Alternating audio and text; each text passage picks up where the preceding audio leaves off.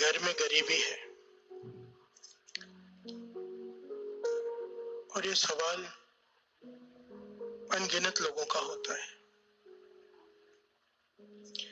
घर में गरीबी है, तकलीफ है बहुत। और आगे लिखते हैं, कुछ शब्द बताओ, शब्द बताओ कि गरीबी दूर हो जाए।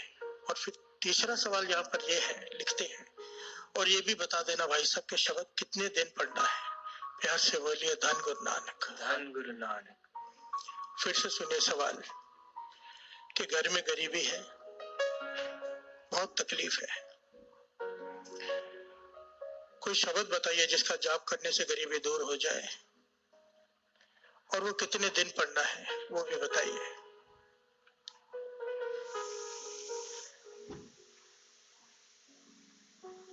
एक्चुअली में ये सारा सवाल ही गलत है साथ से कच्चे। इस बात को समझने के लिए इस घटना को समझना पड़ेगा। ये गुरबानी क्या है ना साथ संगत जी, आईना है, आईना। गुरबानी करती क्या है, हमारा चेहरा, जो भीतर का चेहरा है, हमारे आगे लाके खड़ा कर देती है। कई बार हमें अपनी गलती दिखाई नहीं देती, कई बार नहीं, ज्यादातर हर किसी को अपनी गलती दिखाई नहीं देती। दूसरे की पीठ दिखाई देती है, अपनी पीठ दिखाई नहीं देती। आज जो 10 घटना सुनाने जा रहे हैं, ये ऐतिहासिक घटना है। और इसको सुनने के बाद कईयों को बहुत सारे रास्ते मिलेंगे। तो दास की बेनती है, बड़े ध्यान से इस बात को सुनना, समझने की कोशिश करना कि हम कहां पर गलत है इस सवाल में। गरीबी दूर करनी है, जरूरी है, मानता हूं, और उसका तरीका क्या होना चाहिए। प्यार से बोलिए धन गुरु नानक। बड़े ध्यान से सुनिएगा। आज सन 1999 1899 की घटना है ये। 1800 यानी कि 1899 की घटना। एक महापुरुष हुए हैं कमाई वाले, जिनका नाम है संत संगत सिंह जी कमालिये वाले। शायद बहुत लोगों ने नाम सुना होगा, क्योंकि बहुत ज्यादा कमाई वाले महापुरुष हुए हैं ये, संत संगत सिंह जी कमालिये वाले। एक गुरुद्वारे में ये प्रवचन करने गए, संगत इकट्ठी हुई। प्रवचन करके जब बाहर निकल रहे, तो एक आदमी सामने आके खड़ा हो गया, हाथ जोड़कर, आंखों में आंसू है, और हाथ जोड़कर क्या कहता है, महापुरुषों, हिंदी में बात करता है क्योंकि वो मुसलमान है। उसका नाम आया इतिहास में अब्दुल करीम। संत संगत सिंह जी कमालिये वालों से हाथ जोड़कर कहता है, आंखों में आंसू है, दुखी है, कि अल्लाह के बंदे मेरी मदद कर।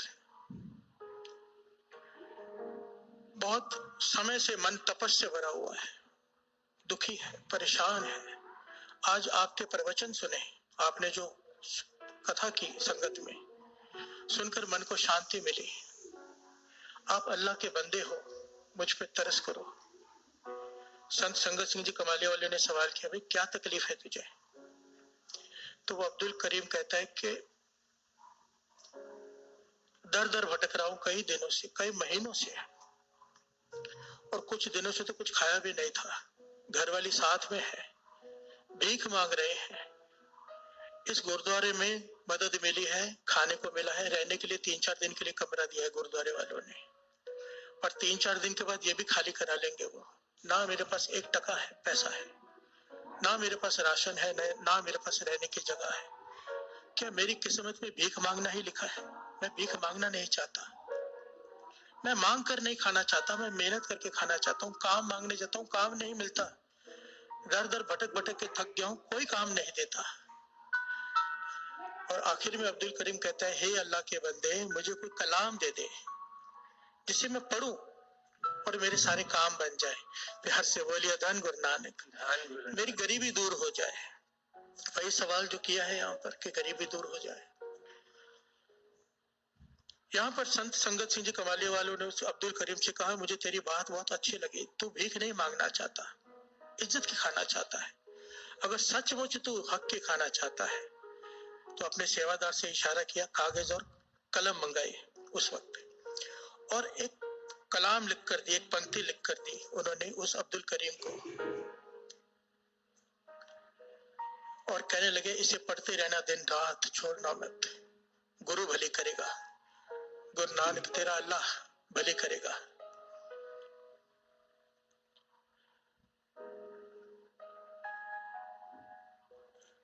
यहाँ पर संत संगत सिंह जी कमाले वाले ने अब्दुल करीम से एक बात कही थी,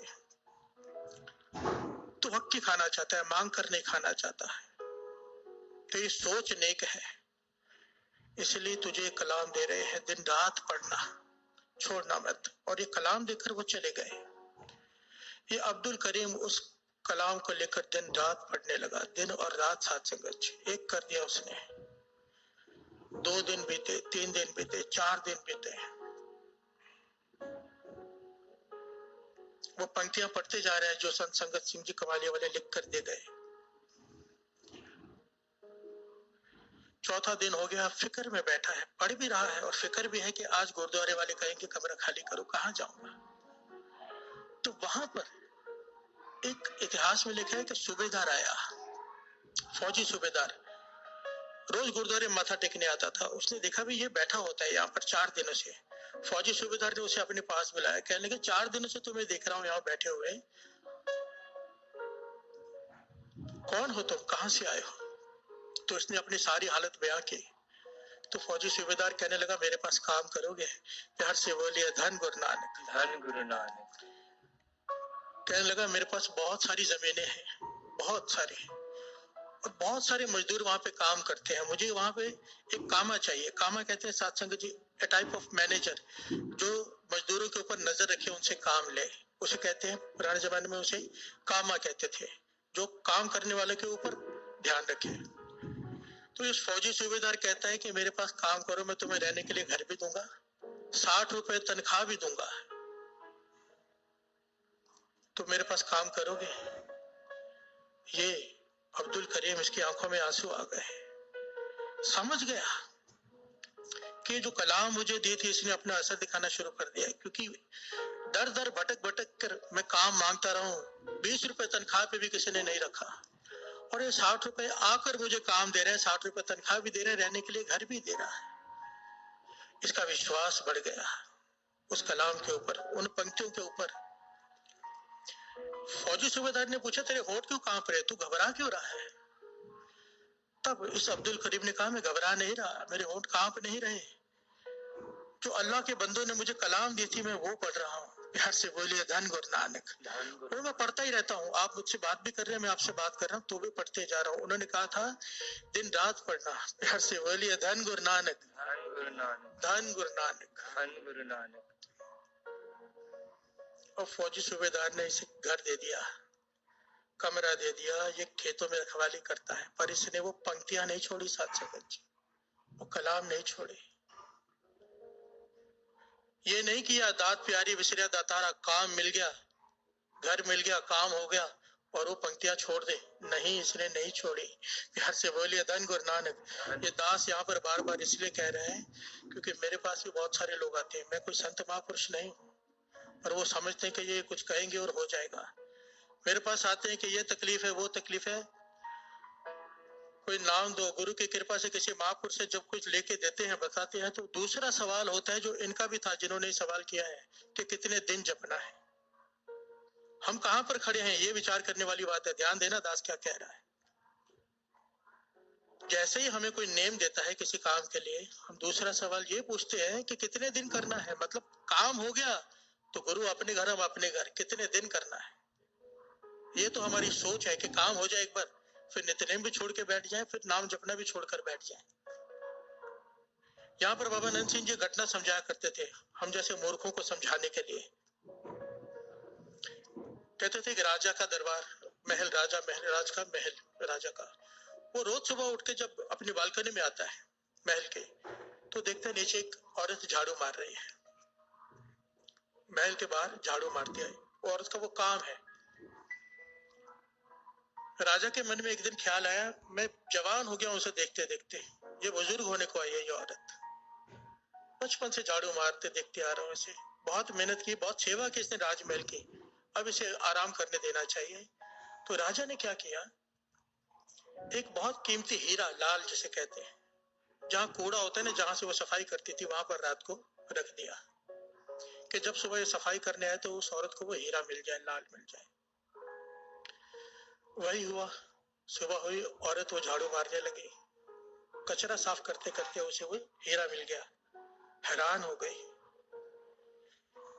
पर उसे ईमानदार थे तो राजा के पास पहुंच गए कि राजमहल के बाहर ये हीरा मिला है, ये किसी आम आदमी का तो हो नहीं सकता, आपका ही होगा, राजमहल से किसी ने बाहर फेंक दिया होगा गलती से। तो राजा इसकी ईमानदारी पे खुश हो गया, कहने लगा नहीं, अगर तुम्हें मिला है तो तुम ही रख लो, तुम्हें मिला है तुम ही रख लो, तुम्हारी ईमानदारी पर खुश होकर मैं तुम्हें ये इनाम दे देता हूँ।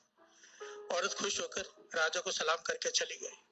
राजा भी खुश हो गया कि उसका काम हो गया, कि औरत को अब हीरा मिल गया है, अब इसे झाड़ू नहीं मारना पड़ेगा, सारी जिंदगी मेहनत नहीं करनी पड़ेगी, क्योंकि हीरा बेच के इतनी दौलत मिल जाएगी कि बैठकर सारा जीवन जो आराम से खा सकते हैं। पर राजा की हैरानी की हद न रही, जब सुबह दूसरे दिन उठा तो वो औरत फिर से झाड़ू मार रही है। प्यार से बोलिए धन गुरु नानक, धन गुरु नानक, धन गुरु नानक, धन गुरु नानक। अब राजा ने उस औरत को अपने पास बुलाया, बस तेरे पास तो बेशकीमती हीरा है, अब क्यों झाड़ू मार रही है? तो उस औरत ने जो जवाब दिया वो हमारे लिए कीमती है, ज्ञान देने वाली बात है, जो बाबा नंद सिंह जी हमें समझाते थे। बाबा नंद सिंह ये घटना सुनाते हुए कहते, उस औरत ने जवाब दिया कि जिस झाड़ू ने मुझे ये हीरा दिलवाया है, जिस सेवा ने, मेरे जिस काम ने मुझे हीरा दिलवाया, इस बेशकीमती हीरा जहां से मुझे मिला, वो काम मैं कैसे छोड़ दूं? प्यार से बोलिए धन गुरु नानक, धन गुरु नानक। बाबा नंद सिंह जी से किसी ने सवाल किया था, आपको तो परतक गुरु नानक के दर्शन हो गए, परतक, रोज भोजन खिलाते हो गुरु नानक को, फिर आप पूरा दिन बैठकर नाम क्यों जपते हो? माला फेरते थे बाबा जी कितने घंटे बैठकर, पूरा पूरा दिन नाम जपने में बीतता था बाबा नंद सिंह जी का। तो सवाल किया, अब क्यों जप रहे हो? जपना तो इसलिए है ना कि गुरु नानक को पाना है, जब गुरु नानक को पा लिया फिर क्यों जपते हो, फिर इतनी मेहनत क्यों? तो बाबा नंद सिंह जी ने यहाँ पर दो जवाब दिए थे साथ संगत जी। कहते थे पहली बात तो ये, क्योंकि अब जपने में रस आने लगा है, प्यार से बोलिए धन गुरु नानक। हम इसलिए नहीं जपते कि मेहनत करनी है, हमें आनंद आता है। इसलिए बाबा नंद सिंह जी का नाम ना किताब के ऊपर पता क्या लिखा होता है, नाम दे रसिए बाबा नंद सिंह जी, नाम के रसिए, नाम जपने वाला नहीं, नाम के अभ्यासी नहीं, नाम के रसिए, जो नाम का रस लेते हैं। प्यार से बोलिए धन गुरु नानक। दूसरा जवाब बाबा नंद सिंह जी ने यही दिया जो उस औरत ने दिया, कि जिस मूल मंत्र ने गुरु नानक को मिलाया, उस मूल मंत्र को कैसे छोड़ दे? प्यार से बोलिए धन गुरु